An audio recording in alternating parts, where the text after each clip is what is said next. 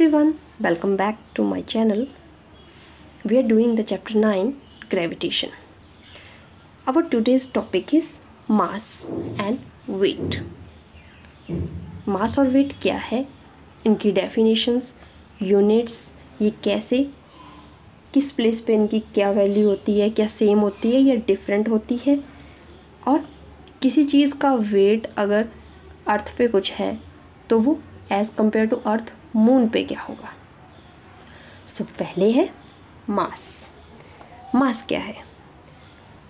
कोई ऑब्जेक्ट जितना भी उसमें स्टफ है, मैटर है, दैट इज़ मास.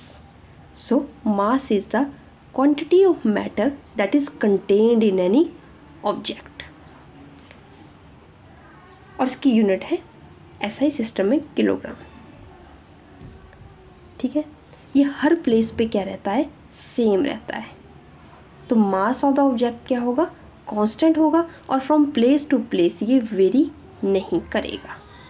वहीं वेट क्या है, आपको ये तो पता ही है कि अर्थ की ग्रेविटी जो है, ग्रेविटेशनल फोर्स जो है वो हम सबको अप्लाई होती है और वो हमें अट्रैक्ट करती है. ठीक है, तो वो फोर्स हमें पता है, force is equal to mass into acceleration.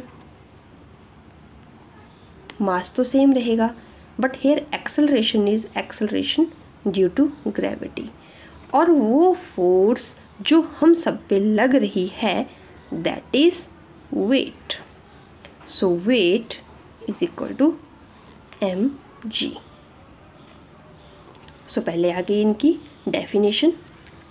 मास क्या होगा, क्वांटिटी ऑफ मैटर.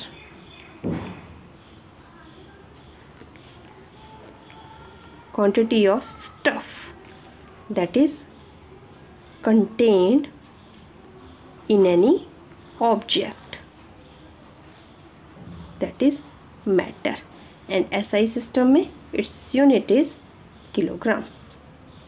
वहीं weight of the object is a force that earth applies to us. So weight of the object is a force with which earth जो है वो हम सबको attract कर रही है. सो क्या है ये, force with which an object is attracted towards earth. ठीक है, वेट को हम ऐसे रिप्रेजेंट कर सकते हैं, weight is equal to mg. अब यूनिट्स की बात कर लेते हैं इसकी.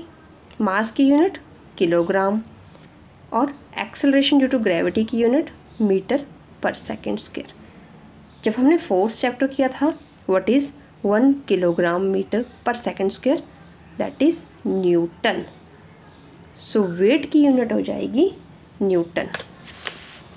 ठीक है, मास ऑफ द ऑब्जेक्ट क्या रहेगा, कांस्टेंट, सेम, चाहे आप धरती पे हो या फिर स्पेस में या फिर चांद पे, कहीं भी, तो कांस्टेंट रहेगा.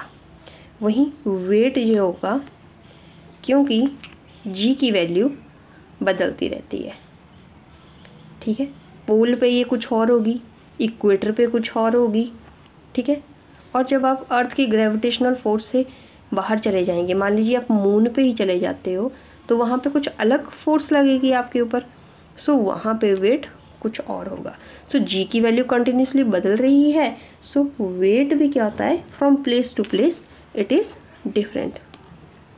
तो it changes from place to place.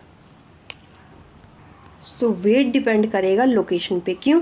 क्योंकि जी डिपेंड करता. Now weight of the object on the moon. हमें जनरल इक्वेशन पता है ग्रेविटी की, एक्सेलरेशन ड्यू टू ग्रेविटी के लिए G is equal to G M upon R square. और हमें वेट की डेफिनेशन भी पता है, weight is equal to M G. अगर मून का वेट निकालना है हमें, तो मास इंटू जी की वैल्यू ऐसी आएगी हमारे पास, g/m/r², but this is for moon, weight on moon, तो दिस इज़ ऑल्सो मास भी किसका होगा, मून का, और रेडियस भी किसका होगा, मून का भी। ये कांस्टेंट है, ये सेम आएगी। सिमिलरली वेट ऑन अर्थ वो क्या हो जाएगा, m × g, mass on earth upon radius on earth. अब कितना फ़र्क है मून का as compare to earth weight में, हम क्या करेंगे, दोनों इक्वेशंस को डिवाइड करेंगे तो दिस विल कैंसल आउट। आपके पास क्या बच जाएगा, मास ऑन मून अपॉन जो रेडियस है उसका square, m/e mass on earth upon जो उसका रेडियस है उसका स्क्वायर। सो आप क्या करेंगे, रेडियस ऑफ मून का स्क्वायर, ये ऊपर जाके रिवर्स हो जाएगा, रेडियस ऑफ अर्थ, और ये हो जाएगा मास ऑन अर्थ। ठीक है, अब आपके पास एक टेबल दिया गया है जहाँ पे मास ऑफ m/e भी दिया है और r/e भी दिया, रेडियस ऑन अर्थ, वैसे ही मून की वैल्यूज़ दी है। सारी वैल्यूज़ आप यहाँ पे पुट करेंगे और कैलकुलेशन जब इन्होंने की, they find out, after solving we get weight on moon divide by weight on earth, that is 1/6। Means किसी ऑब्जेक्ट का वेट ऑन मून कितना होगा, 1/6 of the weight of earth. जो अर्थ पे वेट है उसका 1/6 पार्ट। ठीक है, ये सारा कैसे डेराइव हुआ ये इम्पॉर्टेंट नहीं है, यहाँ पे इसका रिज़ल्ट इम्पॉर्टेंट है कि मून पे जो वेट होता है वो अर्थ के वेट का 1/6 होता है। ठीक है, इसी के बेस पे 1 या 2 मार्क्स का आपको क्वेश्चन देखने को मिल सकता है in the exam. So this is the key point two note down. In the next class, we will take some exercise questions based on all the concepts that we have learned till in this subject. Thanks for watching. मिलते हैं next video में।